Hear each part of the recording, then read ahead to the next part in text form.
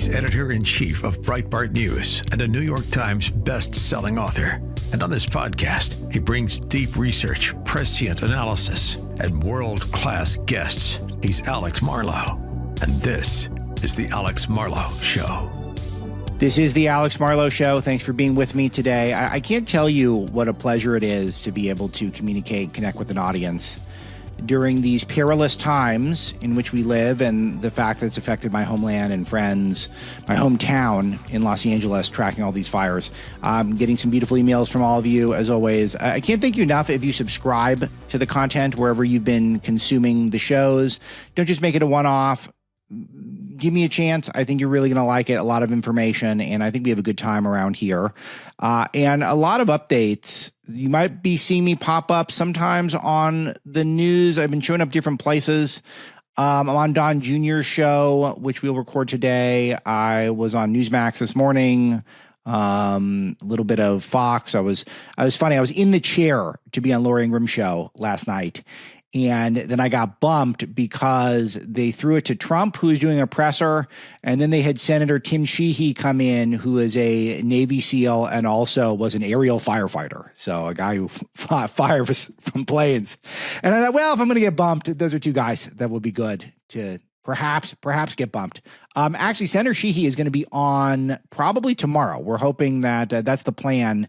And we'll try to make that a long form interview, which I think will be explosive news content, because he's one of the foremost experts, you would think, in the U.S. government on fires, how to deal with them, the new senator from Montana. So super interesting guy in his own right also. So we're looking forward to that. So we should have a good show for you tomorrow in that regard. It's interesting to watch this Trump press conference because Trump is fixated with this Delta smelt concept. And those of you who are not talk radio consumers 20 years ago, or have any real estate holdings in California, as President Trump does. He's got an amazing golf course in Palos Verdes, California. It's one of these things where it was one of the favorite talking points about how left-wing government, Democrat governance, when there's no checks to it, all the bad ideas that come from it, which is essentially the California used to feed the world. We had the biggest agriculture, the most agriculture per acre basically on the planet. And it was lush and green throughout our Central Valley. And then we changed all of our water policies to protect this small fish, this bait fish called the Delta smelt. And this has to do with a lot of water pressure and salination levels. And it's a fairly complicated issue. And I'm not going to break it all down on this show. But the way it netted out is that we wanted to preserve the endangered smelt.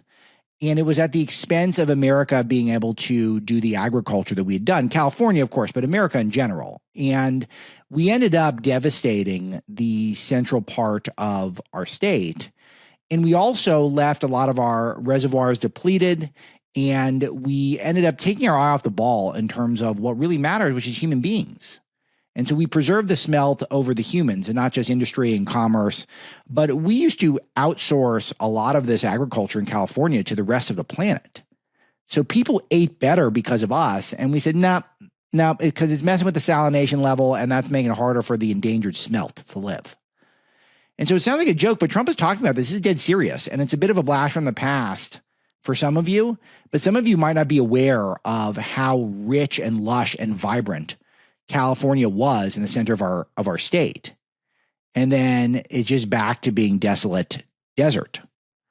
So, and that's part of the problem that we have right now, is the exact people who made this mistake have never been held accountable, because these cycles where we see these mass fires, they don't happen all the time, but it's always possible for them to happen. It's always been possible. It's a big fear. The same way we haven't had a huge earthquake in California since the 90s, but you live in constant fear of it because we live by these giant faults, these tectonic plates that run just past California, San Andreas Fault right here. And so we always are afraid of it. And we've built our structures and our buildings to be prepared for earthquakes, but for whatever reason, we haven't treated fires the same way. And that's part of the reason why we're having this devastation. And it's a lot of where the conversation's gone. I'll give you some quick personal updates. I'm sure some of you are at least somewhat interested in this, just from me and some of my colleagues at Breitbart. Good news in the Marlow household for the most part. I'll have some medium news a little bit into the show. But we're holding fast where we're at.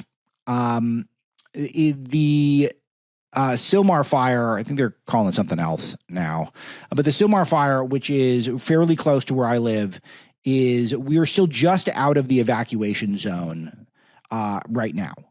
And so that's a good thing for us. They're calling it the Hearst fire, I think. Yeah, that's what they're calling it.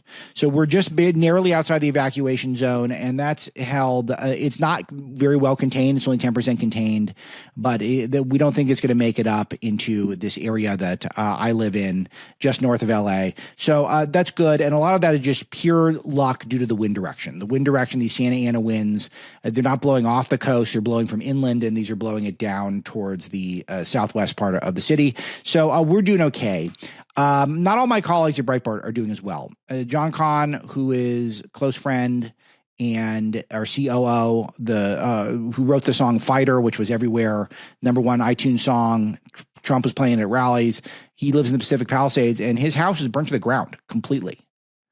Joel Pollack, who is a familiar face to all of you at Breitbart News, senior editor at large for us at Breitbart News, his house survived, but he said it was only 1 or 2 houses on his street that survived. So his whole street is out of a big budget thriller movie, been decimated by a bomb, aside from his house. There's footage at Breitbart.com that all of you should check out of Joel actually putting out a small fire on an adjacent property with a bucket, a Rawlings bucket that you're supposed to put baseballs in. And this is relevant. I mention this because the firefighters don't have the equipment they need, because Karen Bass cut the firefighters' budget by some $20 million. And that wasn't as much as she wanted to cut it. She wanted to cut it $23 million. That's the mayor. So what do we do with all that money? Of course, we do stuff like we make things easier for illegal aliens, make sure you have enough trans on the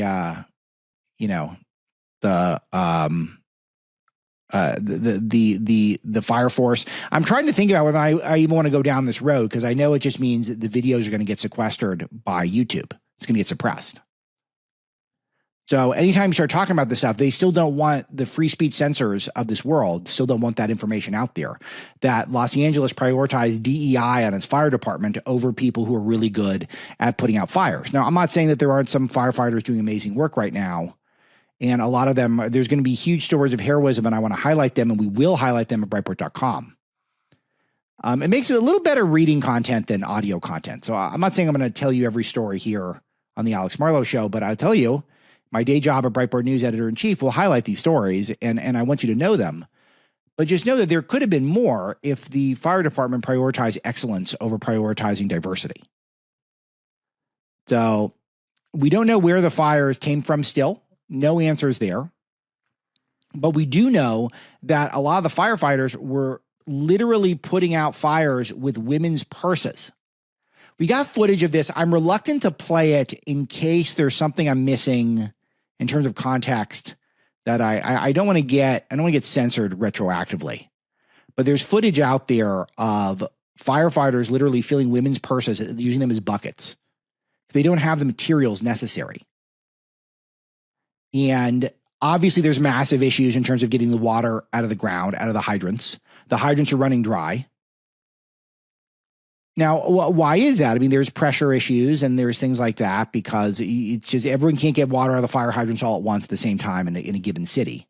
It's not how it works. Physics doesn't work that way. But we know the reservoirs were dry, and we know that California has notoriously been terrible about making sure that we have enough water for these emergencies.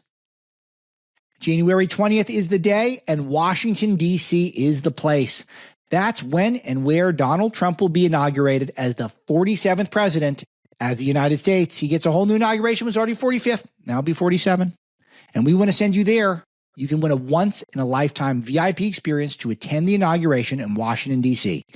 It includes airfare for you and a guest to Washington, a 3-night stay in our nation's capital, tickets for the presidential inauguration, and much more.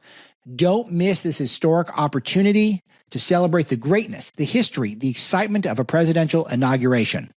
To enter, you see the link in the show notes for this episode, or go to SalemPodcastNetwork.com/Trump. Guys, I've said that this is the marquee event on anyone's social calendar for the year, really for the decade for most people.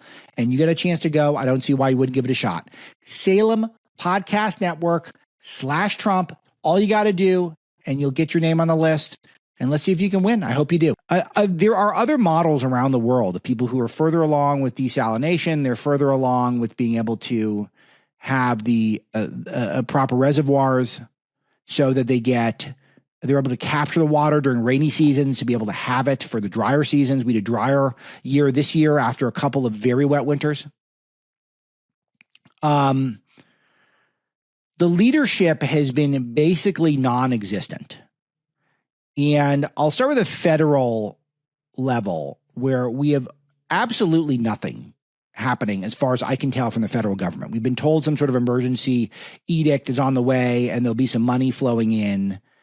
But Joe Biden's incapable for this moment. Kamala Harris was the senator of California. Where's she? She's absentee. She's in D.C. for Jimmy Carter's funeral today, seemingly getting ignored by other people who are actually president. Seems like what's going on. I want to see the national leadership to be able to summon the best in the American spirit, get people to come in from other states to come in and help out. There's no way that people who are volunteer firefighters in Utah are sitting around thinking, well, maybe I should come in and help these celebrities kind of put out some fires that are still on their otherwise burned out houses. That's a tough sell, but someone's got to make it, or else these things are going to get much worse. So there's no national level of leadership going on. There's no explaining of what the plan is.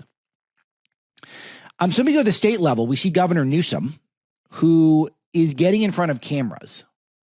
He did a event with Joe Biden. This is the most awkward thing. We know footage of it, but this is the most awkward thing, and you could hunt it down. The audio is terrible, which is why I'm not going to play it. But Joe Biden is being asked about what they're going to do for the fire, and he announces that I became a great-grandfather. That was his response to what the plan is. So he became a great-grandfather. This was yesterday, so January the 8th. And I found this to be amusing and also horrible because I was thinking about my mom and my dad as well, but my mom grew up in the Palisades area. She went to Palisades High School, as I mentioned yesterday, which is burned to the ground. And yesterday was my youngest daughter, Duchess Marlow Jr., her first birthday. And we had a birthday party planned. And we set everything up. Mrs. Dr. Marlow came up with an amazing theme. It was all sun themed. And there's a little double entendre there because she's perhaps the sunniest of our four babies. I think narrowly beating Master Marlow Jr. for our sunniest baby, our smiliest. And it's her first trip around the sun. It's beautifully done. Mrs. Dr. Marlow's got some great aesthetics. And everyone's supposed to come in to celebrate. But my parents live east, and they'd have to drive through 3 different fires to get here. So the birthday party's canceled.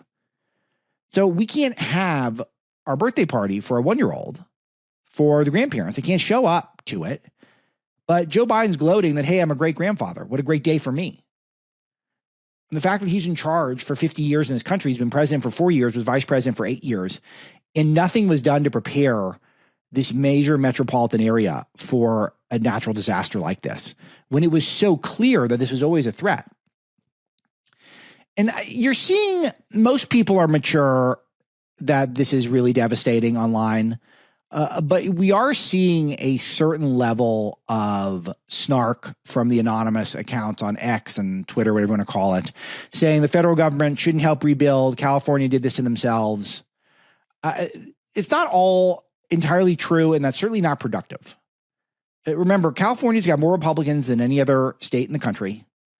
And parts of the city, in particular the Palisades, voted for Rick Caruso, who was the alternative to Karen Bass as mayor. So we're trying to move on. And if you want to get people who are open-minded, who are maybe went from left wing to sitting on the fence, maybe they're trying to consider, maybe they've gotten some things wrong about woke and DEI, what our priority should be, and the tax rate and the regulations. We want to win those people over right now, and saying, oh, no, we're not going to help you is not the approach. That is, it's first of all, it's not Christian. It's not the Judeo-Christian philosophy. We want to treat people like our neighbors, and we want to love strangers. That's the goal, right? If you want to be a good person. So just saying, no, you're on your own because you voted improperly. I've never had that. I've never had that belief on a personal level. And I think that now it's somewhat self-serving now because I'd like to see my city get rebuilt in an efficient way. And I would like to use this, find the silver lining in this tragedy and make it so that we have wholesale change in this country. We moved back to California for career opportunity. So because it was the best opportunity for my wife to get training and then to treat people for their cancer. So we're not here because we're left-wing people and we love being around lefties. We're here because we live in a country where there are certain opportunities that pop up, certain areas. And this was the best opportunity for us. So there's a lot of people make up a community and a city and a state and a country. And let's just be decent. Because there's a lot of opportunity if we are. The amount of people we can win over right now, if we're the ones who show leadership. If Donald Trump comes in and appoints a czar to rebuild this area, and he works to deregulate, get some of these onerous permits, this is going to be a huge thing. You cannot put up a concrete wall on your property in this part of the world without having to go through a million different bureaucrats. It is a broken part of this city. And if Trump can compel Newsom, who's going to be fighting for his political life now, Karen Bass is done. I mean, I think she's ruined. The fact that she was in Africa when this happened. But if Trump can take some leadership here, and we can start the rebuilding process, and we can start doing some deregulation.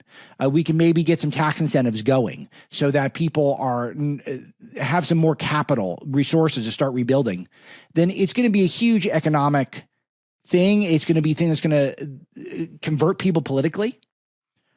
So it's not good to wash our hands of this when this thing is done. I think it's really important to try to use this as an opportunity for growth. We need to be imperialist politically. We need to be evangelist politically. We need to share that our vision and prove to people that our vision is superior. That the abortion issue and the trans issues and the LGBT stuff, none of that is helping you right now when your home gets burnt down. But what can help you is if there aren't as many regulations, if you have a little more money in your pocket from taxation, if the communists in the government hadn't capped the amount of money that insurance companies could make, causing them to get out of the insurance business. Remember, California's rules cause insurance companies to cancel policies before the wildfires. So let's take advantage. And not in a grotesque sort of way. Let's take advantage by proving to people who are otherwise closed-minded to our values that our values are the future. We are the way forward. Build that contrast. I mean, Joe Biden has been in charge for 50 years. California, which has run this state, run this city. The Democrats are on their back foot more than ever before right now. And there's an opportunity to show real leadership. And I'm not really seeing anyone step up on either side. So just be open-minded to this. I talk about it like it's in the past tense, which is already a trap, because this is an ongoing situation. I mean, we still have suitcases with stuff in it, ready to go. We want to be able to leave in half an hour if we have to. And we're now at 30,000 acres burned as we're recording the show today. So it's going to be thousands upon thousands of structures. It'll be billions of dollars of damage. And it will be years before the structures are rebuilt. Some of them will never get rebuilt. The cleanup will take, I'm guessing, at least a year. And there's going to be a lot of things that will get in the way. There's other priorities that the state has laid out. Illegal immigrants, homeless people. If you think that you're going to get attention right away just because you're a famous celebrity, it's not going to happen. The resources aren't here. We haven't banked away. We haven't prepared. Now, you guys know I'm not world's biggest fan of Ron DeSantis. And I think he ran a terrible campaign, and I think he's a terrible communicator. But I think he's a terrific governor of Florida. And one thing that he does so well is that when he knows a hurricane's coming, he gets everyone ready, gets all those linemen out there. And he's prepared for disaster. Oh, what do we do out in California? Gavin Newsom heads up to wine country to eat at a 3-star Michelin restaurant while the schools are closed. Karen Bass goes to Ghana for a presidential inauguration in Africa. These people are not prepared. They're not out there cleaning up brush. They're not out there trying to mitigate. They're not out there building up stores of reserves. So I think this is a historic chance for us. This is a historic chance for us because picture what would happen if there's wholesale change in the state from a philosophical level. You were talking about permanent MAGA majorities. Your mind wanders, could this be a moment where we rise above and we really make the ultimate lemonade out of lemons here? All right, I want to play some footage. What's going on? Let's hear from some of the leadership. Let's start with Newsom. Newsom was with Biden. I mentioned this. I won't play that. Let's play Newsom answering questions. This is from Anderson Cooper. So this should not be hard balls for Newsom. Let's play this. What is the situation with water? Obviously, in Palisades ran out last night in the hydrants. I was talking to the firefighter in this block. Yeah. They left because there was no water in the hydrant here. The local folks are trying to figure that out. I mean, just when you have a system fire, it's not dissimilar to what we've seen in other extraordinarily large-scale fires, whether it be pipe, electricity, or whether it just be the complete overwhelm of the system. I mean, those hydrants are typical for 2 or 3 fires, maybe 1 fire. You have something at this scale, but again, that's going to be determined by the local. Yeah, local will figure it out. Everyone will figure it out. Like, you're the guy who's supposed to figure it out. You're the governor. You're in charge. If anyone's supposed to figure it out, it's you, dude. Do your job. I'm only smiling because you knew this was going to happen. What's funny is when he was on the podium with Biden and Biden's announcing, I have a great grandchild now. He used to applause. He used to do a golf clap. Because he's an actor. He's doing performance art. He has no idea how to govern. All he knows how to do is to try to act like he's governing. So he's out there. He's got the backdrop of the fires behind him. He's talking to reporters. That's smart. It's a less skilled politician wouldn't do that. But a more skilled politician would have been prepared for this. He would have had the state and the city ready for the inevitable. It was always going to happen. It might have been this year, it might have been 60 years, but LA was always going to burn. And it was, the question was, were we going to be ready to mitigate once it started? One guy who was ready was Rick Caruso, the guy who went up against Karen Bass and narrowly lost in the mayor race. A lot of people attribute that loss to the SEIU, the big union that got in a bunch of ballots at the last minute for Bass. His mall, he's got a very luxurious mall in the Palisades, and that survived. Almost the entire city is level to the ground. And the guy who almost was the mayor, his luxury mall survived. So you would think he'd be the guy who'd ask what to do next. But we're not stuck with him. We're stuck with Karen Bass. Let's see how she did. Here she is giving an update. Right now, if you need help, emergency information, resources, and shelter is available. All of this can be found at URL. Los Angeles, together is... All of this can be found at URL. What does that mean? No one knows what that means. She doesn't even know what that means. Together is how we will get through this. Through the heroism of our firefighters, the... Heroicism, is that a word? Heroics, right? Heroicism a word? Hey, but she's an educator. She's educating me if that's true. I always thought it was heroics. All right, she got asked by a reporter a couple of pretty obvious questions. Let's see how she dealt with it. This is the mayor. Do you owe citizens an apology for being absent while their homes were burning? Do you regret cutting the fire department budget by millions of dollars, Madam Mayor? Have you nothing to say today? Can you back up? Appreciate it. Have you absolutely nothing to say to the citizens today? Elon Musk says that you're utterly incompetent. Are you considering your position? Madam Mayor, have you absolutely nothing to say to the citizens today who are dealing with... This is surreal. So this reporter is just asking basic questions, and she's not just sitting there. If you're watching it, then you see this. But if you're not watching it, she's sitting in stunned disbelief. She won't speak. She must be petrified. She knows her career's over. And the question is whether or not she should resign now or whether or not she should just wait and get voted out next time. Probably, now that I think about it, I've already called for her to resign publicly. I called for her to resign on the show and on my X account. And I guess I as a Los Angelino, I wanted to resign, but as a political strategy type guy, I guess I'd rather her stay, because whatever happens if she resigns is not going to get any better. And she's a dead politician walking, figuratively speaking. So she can't get reelected after this. Someone else will get reelected. So she'll either have to not run. So I guess my point is that if she stays in there, then maybe it's more likely we'll get a sane person to run the city next time. So if they replace her with someone, if she steps down, and I don't even know the succession process, but if someone comes in who's semi-competent, then maybe the Democrats hang on to the city. So interesting. I'm tempted to play more, but it could get boring here because she's not going to say anything. She's nothing to say. Isn't that pathetic?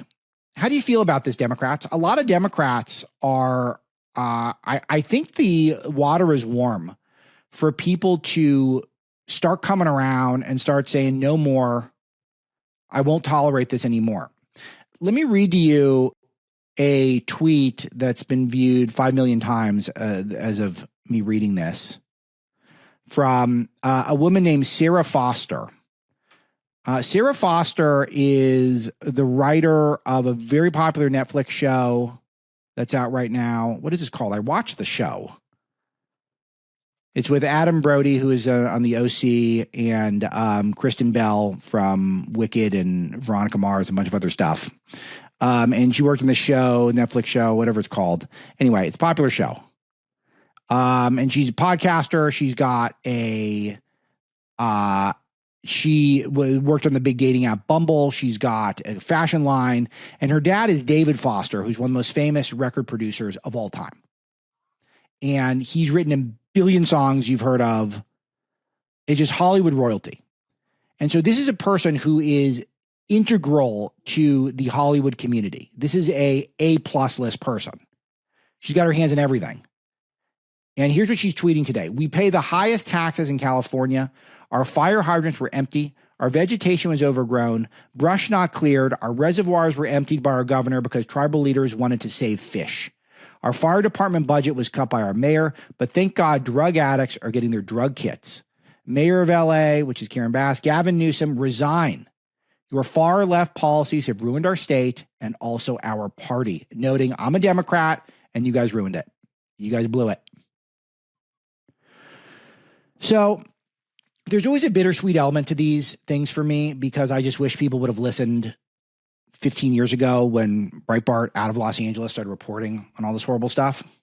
But I'm happy they're getting the picture now, and we have to hold all these people to account. You cannot continue to support Democrats.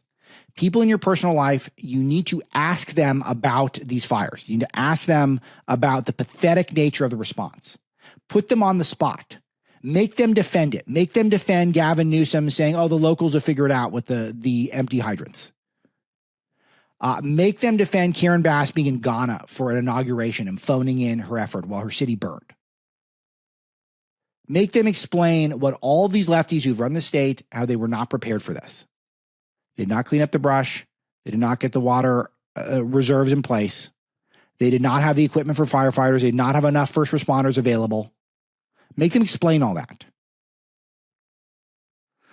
Joe Biden said, I'm going to remember this day for a lot of reasons, because he had a great-granddaughter. Very interesting that he worded it that way. We're all going to remember it. We're all going to remember what's going on. This is a historic event, I'm sad to say. Other stuff that's going on. Folks, pay attention, because this is as serious as it gets. Kamala Harris and Joe Biden are racing to lock in radical policies before Trump takes office on January the 20th. They're not just winding down. They're cementing their control. Biden's already signed Executive Order 14067, and banks are actively testing a government-controlled digital dollar right now. This isn't about modernizing currency. It's about total control. They want to track every dollar you earn, save, and spend. Every single one. And here's the kicker. Once the system's fully implemented, it'll be nearly impossible for Trump to undo it. The radical left and their global elite allies will have permanent grips on your financial life long after they're out of power. Trump's called this a dangerous threat to freedom, and J.D. Vance warns it can mean total government control over your finances. Folks, this is real and it's happening now, but you're not powerless. My friends at Priority Gold have created a wealth preservation guide to help you fight back. It lays out 3 critical steps to shield your savings from this overreach. All you have to do is text FREEDOM to 24999 right now and get your guide. That's FREEDOM to 24999 or visit PriorityGold.com. Don't wait. Text FREEDOM to 24999 today and shield what's yours. All right, so here now we got Los Angeles County District Attorney Nathan Hochman, who replaced George Gascon, is going to have his work cut out for him because not only do we have a lot of criminality in this city, we also have a culture now where it's tolerated. So let's see him in front of a burned out building. Let's see what he's got to say. So I'm here in Pacific Palisades at the site of what used to be my sister's home. She's lived here for a while, a long time with her family, and now this home, along with the homes in the street in this neighborhood, are just gone. I've been here for over 60 years. I've not seen devastation like this in my lifetime. And you have to harken back to the 1990s when we were hit with the floods and the fires and the earthquakes and the riots to even get close to this. Now, I'm absolutely convinced that LA is incredibly resilient, and like it's done many, many times before, Angelenos will come back and build this back better than ever.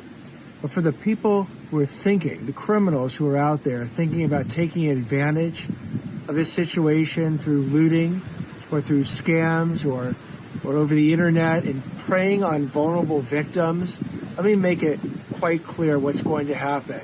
The DA's office, working with law enforcement, is going to arrest you, they're going to prosecute you, and you will be punished to the full extent of the law.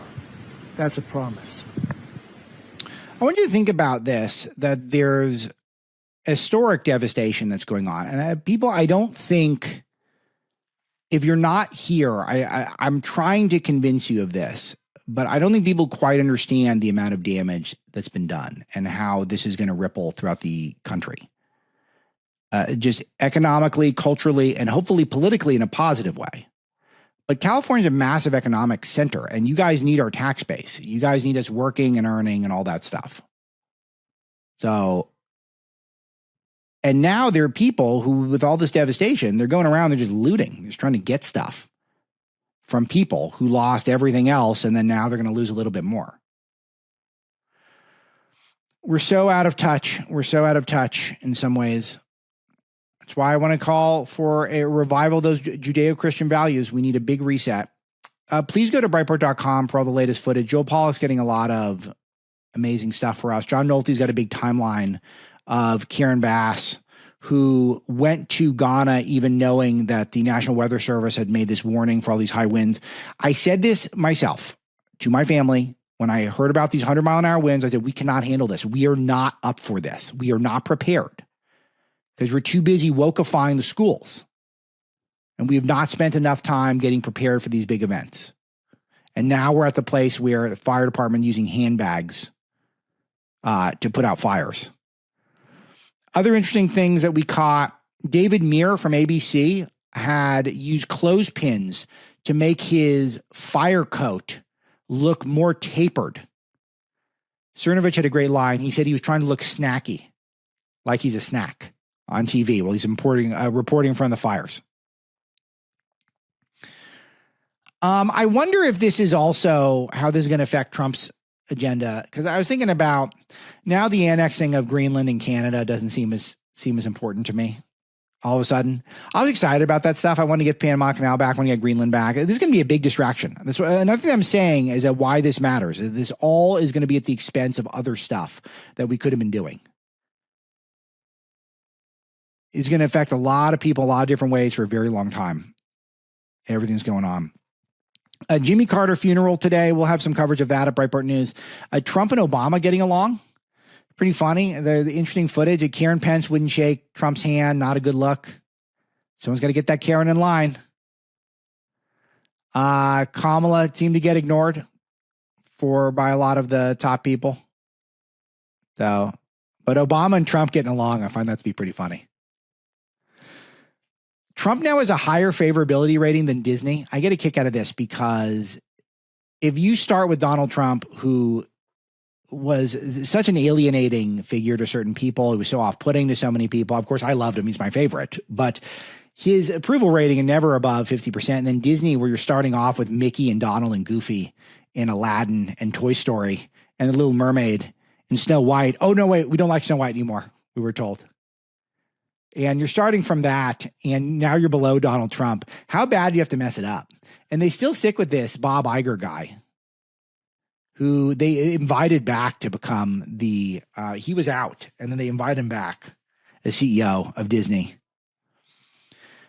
A quarter of Americans are now avoiding Disney movies because of their left-wing politics. It's a great thing. It's overdoing it for me because they have so much stuff that Bob Iger had nothing to do with that is still good. But anything contemporary, anything contemporary is not worth it. It's not worth it. But the old stuff's so good. And just the fact that they could just blow it. They're starting not on third base with Disney. They're starting an inch and a half from home plate.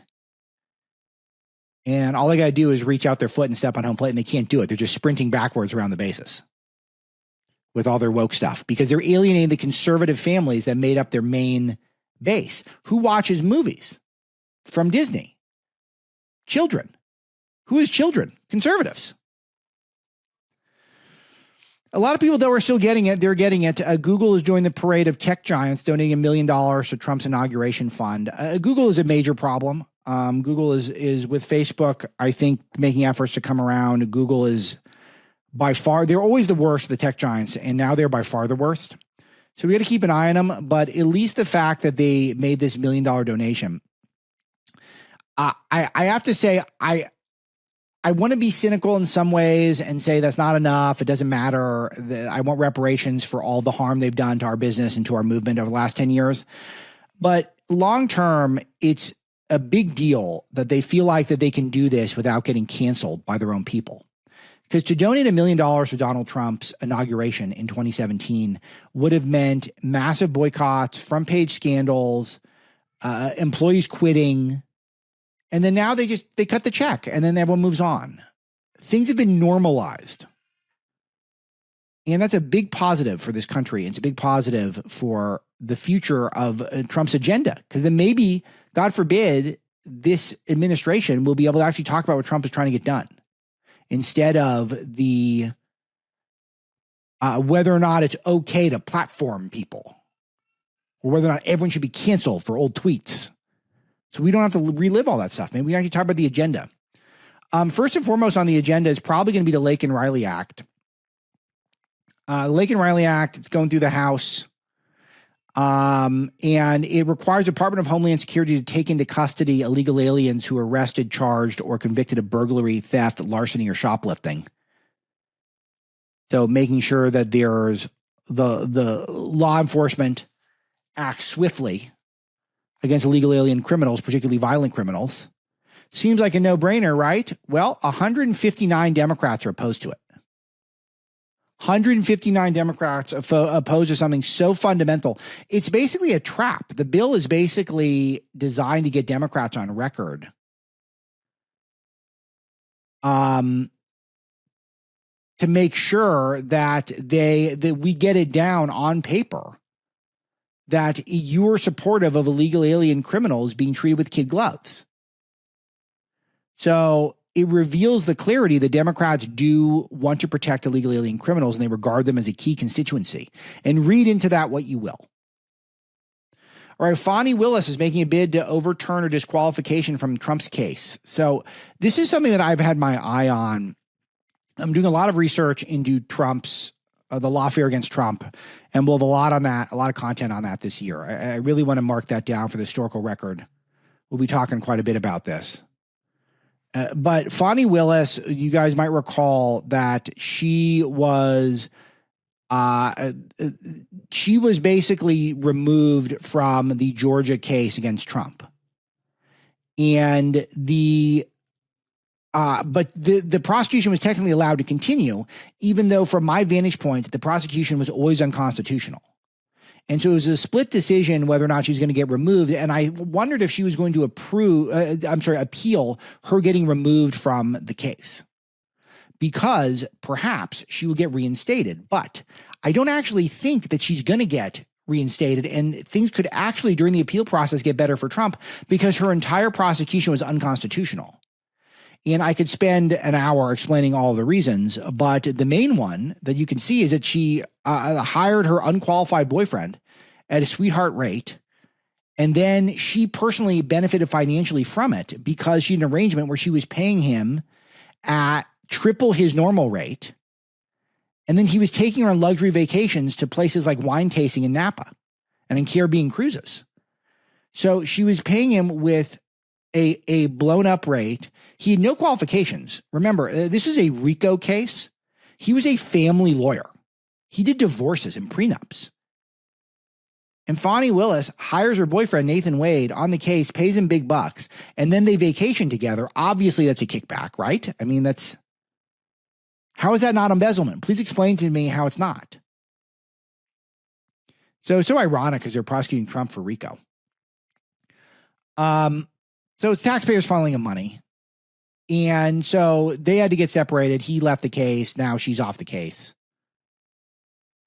She also relies on, it's a state court, but she relies on data and information arguments from other states like Pennsylvania. This is the election interference insurrection case. I'm very tempted to go down a long rabbit hole, but we'll save that.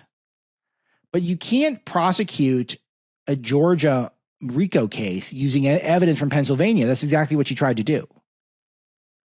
Not to mention that she never proved that what Donald Trump was doing was trying to commit some sort of a crime, because Donald Trump has never had any indication that he didn't believe that the election was rigged. So the whole implication, she is to prove that Donald Trump didn't believe the 2020 election was rigged and was trying to overturn that election, thus commit a crime that he knew was a crime. There's no evidence Trump knew he was committing a crime. So that's the whole point with RICO. RICO is used when a group of people come together for the express purpose of committing crimes.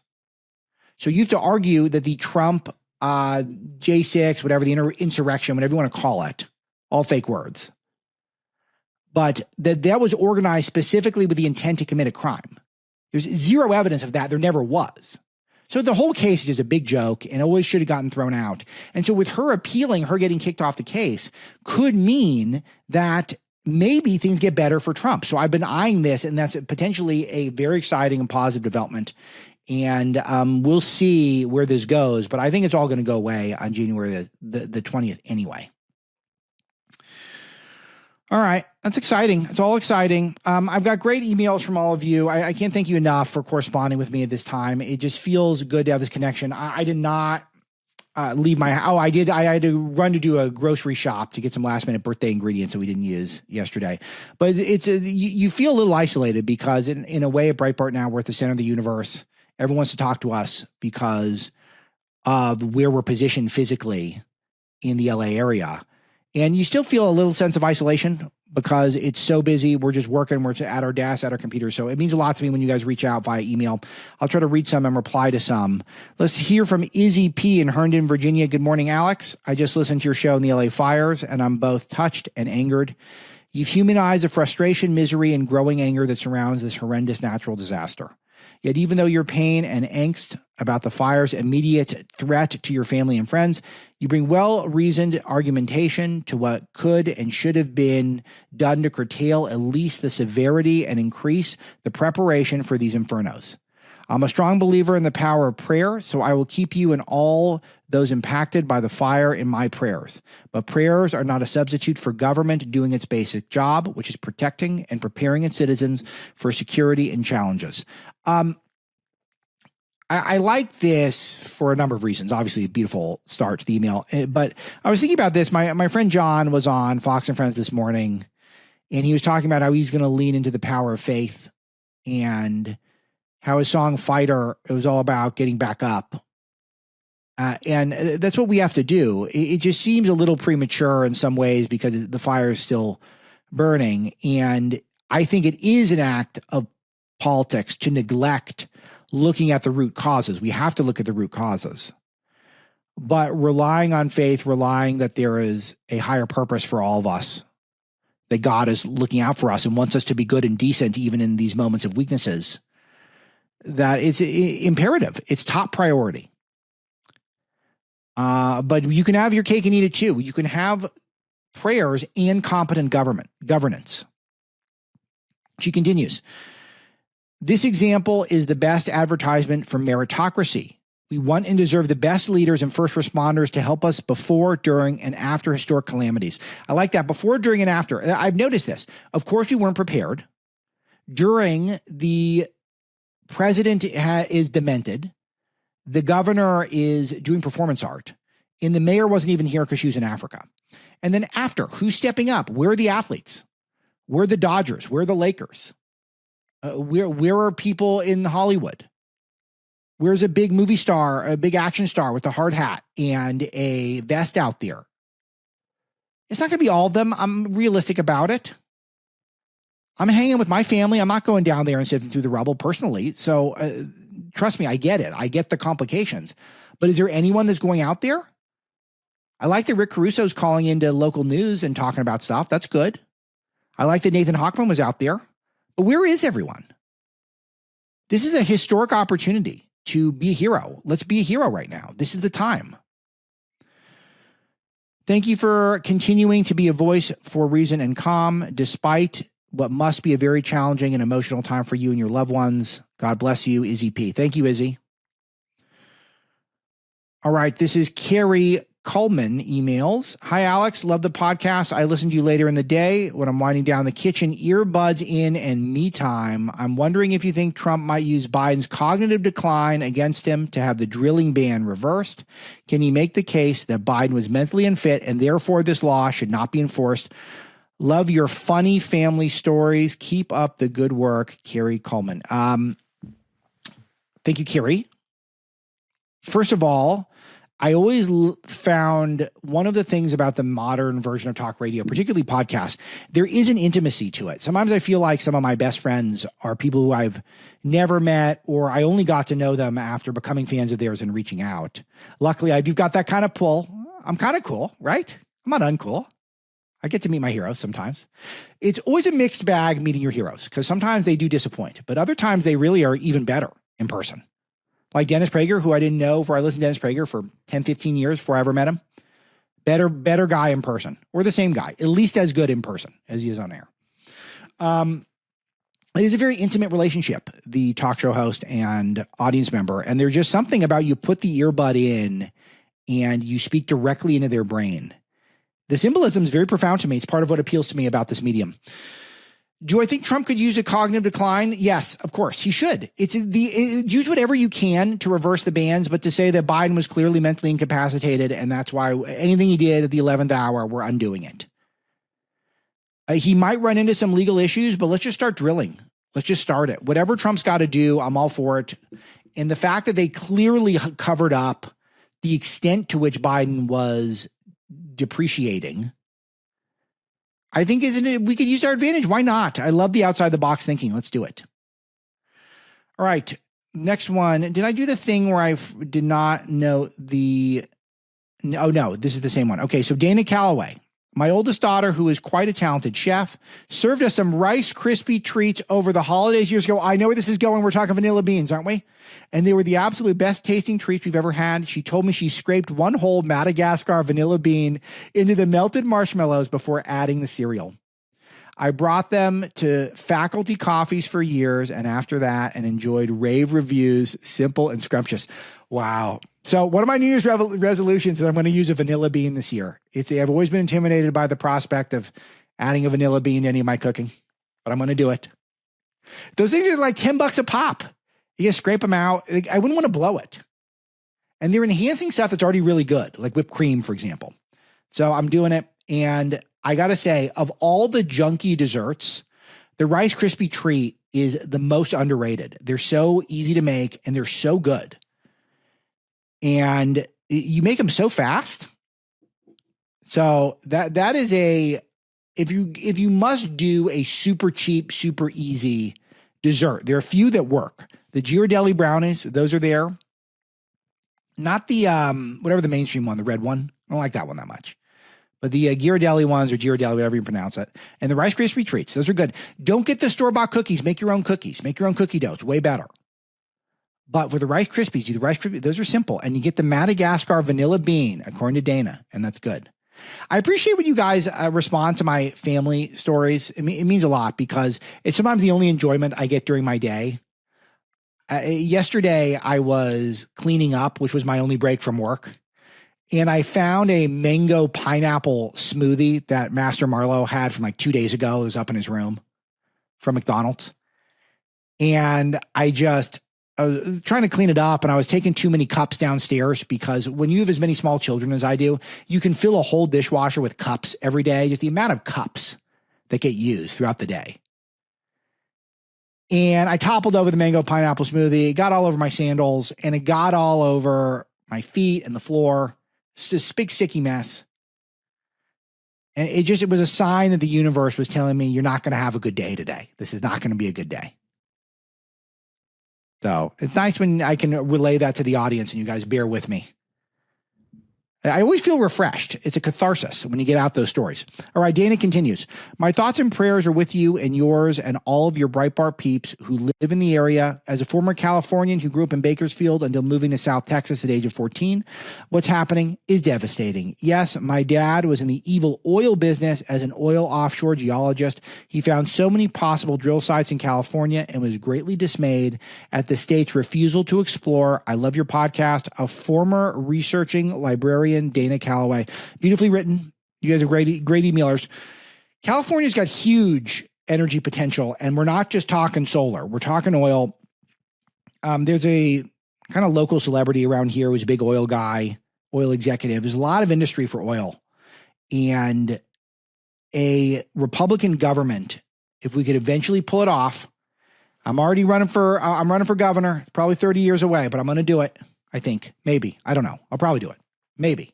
We'll see. But I want to do it. We could do it. The state has so many untapped resources. And the amount of drilling that can still be done here could really help the state come back. Could help it come back, and it's going to need a lot of help right now. All right. That'll be today's show. I have no idea how long we went. This felt like a long one. Yeah, it's long. Good. Whatever. It's a lot to do. Tomorrow, hopefully, Senator Sheehy for the whole show. That's the plan. So I want to get in a lot. Keep emailing me, aloha@alexmarlow.com. Hit the subscribe button. It means a lot. And share the content if you like it. There's no one giving you better fire updates, right? I mean, it's how could you beat what I'm doing? Come on, guys. You know you're getting the best. All right. That's it. Aloha@alexmarlow.com. Thanks, Misty. Thanks all of you in the audience for telling 10,000 friends and family members. We'll talk to you tomorrow.